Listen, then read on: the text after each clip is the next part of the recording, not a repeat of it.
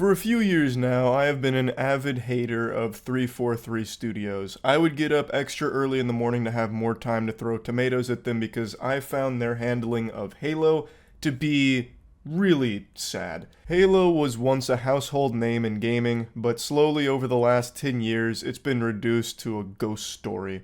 It's a story of wasted potential, lackluster entries into the franchise ever since Bungie handed it off to 343, and also a horrible TV show just to put the cherry on top of the shit cake and put Halo as a property into the dirt in the eyes of most gamers. But yesterday, 343 Studios had a surprisingly big announcement.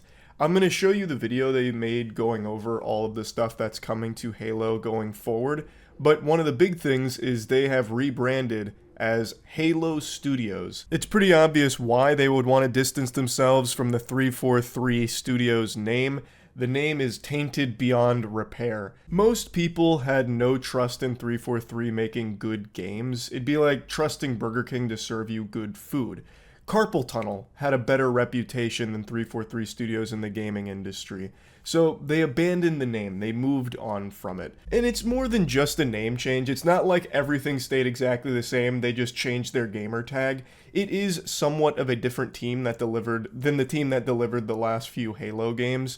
So it's not like they just put on a disguise, you know, the glasses, big nose, and mustache. Now they're calling themselves Halo Studios, but it's still the exact 343 Studios team.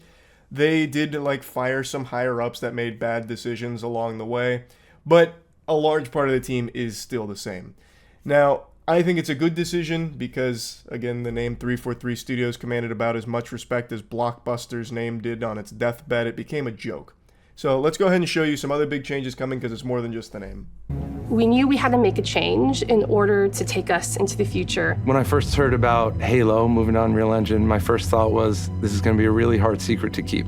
I think fans are going to be excited about the future of Halo because of the possibilities that are afforded us by using Unreal. That's actually a big deal. One of the big problems with Halo Infinite is that they had $500 million shoveled into a fucking dumpster fire where they were developing their own engine for it. So they had this engine that they were developing, the Slipspace engine, for so long. It was a never-ending struggle for them to try and get this fucking thing in a state that they were satisfied with. So it always felt like their attention was divided between making Halo Infinite and making this engine. And it led to both being lackluster. So them just scrapping the whole, we're using our engine, I think is the right move.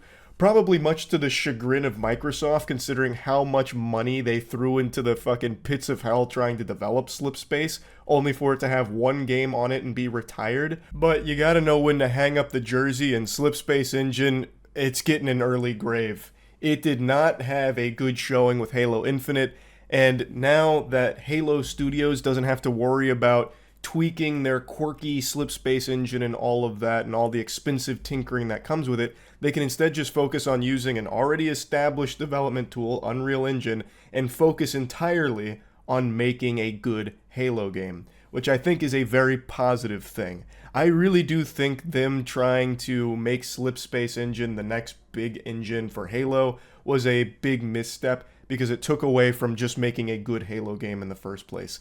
I had a lot of fun with Halo Infinite when it first dropped.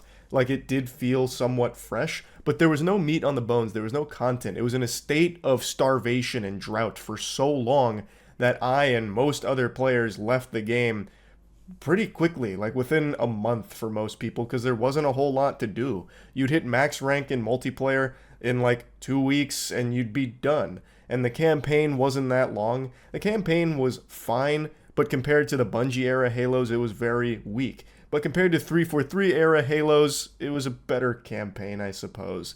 But yeah, it's just disappointing. There was potential there that was never realized, and I do think the engine played a large role in it because of this constant struggle with it. So going to Unreal, I think, is the right call. It's going to look better, it's going to play better, and they can focus entirely on making the game better. Before, we really had to split our focus in thinking about building an engine, supporting it, being really kind of a tech company and a studio at the same time. Since we've made the change to shift to UE, we can bring Halo forward in ways that people have never seen before while still being true to what Halo is.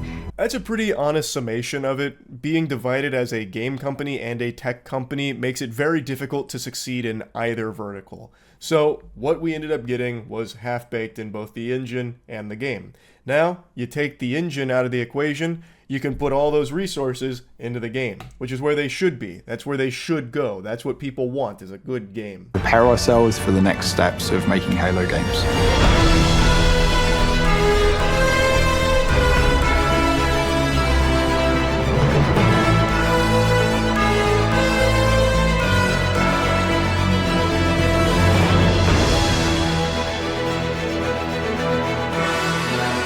The original Halo franchise was a graphics showcase. It was best in class. That's what Halo was when it first was released, and that's what Halo needs to be again. I do disagree with that sentiment. He's absolutely correct that when Halo released, it was the powerhouse of visuals. It was the gold standard of, holy shit, this is blowing my mind. I remember when I first played Halo when I was a kid, I couldn't believe what I was looking at. I thought Super Mario 64 looked fucking lifelike. Can you imagine my soiled diaper with Halo Combat Evolved? He is 100% on the money that the graphics were always top-notch for Halo, but I do disagree that it needs to be that again in order for it to be successful. Halo Infinite didn't flounder because the visuals weren't best in class. It was just a content-empty game, and what it did have was serviceable but not extraordinary. Whereas in the Bungie era, everything Halo had was extraordinary. It literally laid the groundwork for every first-person shooter game that followed. It made like the default control scheme for how shooters are played. It was a pioneer in multiplayer gaming with unique concepts, a unique world, a great story. Like, it just had the nuts. And being a visually beautiful game with top-notch graphics was just a bonus. I think even if Halo looked worse, it still would have been just as successful because of how great everything in it was. So he is right that they were some of the most graphically impressive games for their time, but I don't think that's like a necessity to success for Halo going forward. It would be nice for sure, but I wouldn't necessarily put all my eggs in this basket of it needs to look mind-boggling. If I'm not fucking lactating from the visual spectacle that is Halo 7, then we have failed.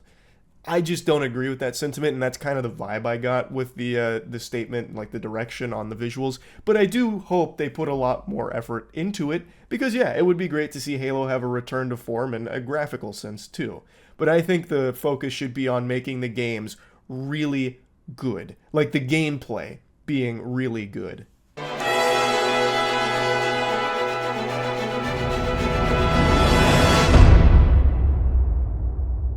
So once Project Foundry had been approved, we took the entire creative team and we ideated on 3 locations, something old, something new, and something really alien.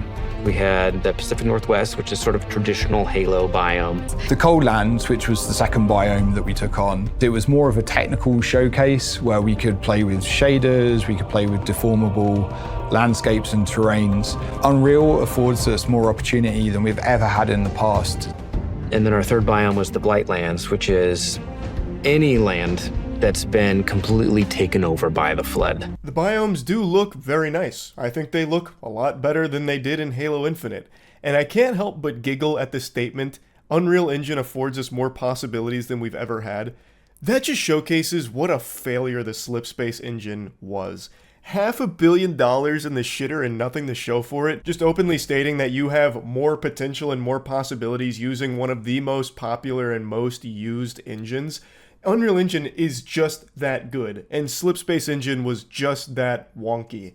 They didn't have as much wiggle room with it, and the tech there just wasn't good enough. They are better off with Unreal Engine, and I do think that this is the right way forward for Halo. It really is. I am more optimistic with them abandoning the Slipspace engine. What's impressed me about watching the Halo team work in Unreal is how beautiful everything looks, how incredible the environments look. creating an asset, taking this design, now we can really dig into material foundations. What is it actually made of? How is it physically accurate to the world? Now we get to take all the wonderful legacy assets that we have, bring them to life, and bring them to today's standards. Halo Infinite was the last remnants of how we made Halo games in the past. That was our recipe. And what we are doing right now, we're changing that recipe.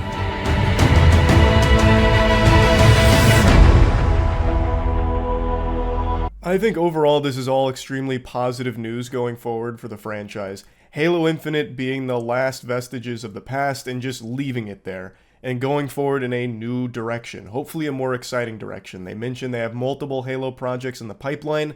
I think that's probably a good thing, them to be working on multiple things and expanding the Halo universe. They have a huge team, and they're looking to expand the team according to this. So them growing the team, growing more projects, and no longer having to worry about working with the Slipspace engine and tweaking it and customizing it, this and that. They can just work on Unreal and focus on all of these games and projects. Man, I think that's pretty fucking good.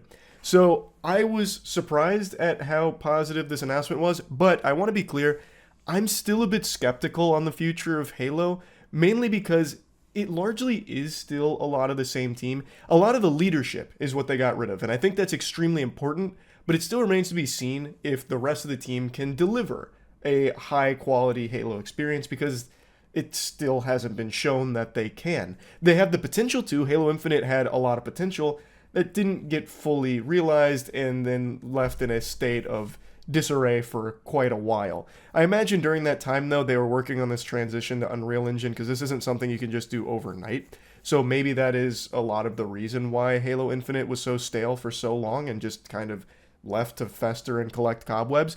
But I just wanted to put it out there that while I am significantly more optimistic for Halo going forward, I still do have my worries about it, and I hope I am proven wrong that this team can deliver great games on par with the originals, or even better, perhaps. But we'll see. I do hope that is the case, though. Either way, this is definitely good news for the Halo community, and yeah, that's about it. So yeah.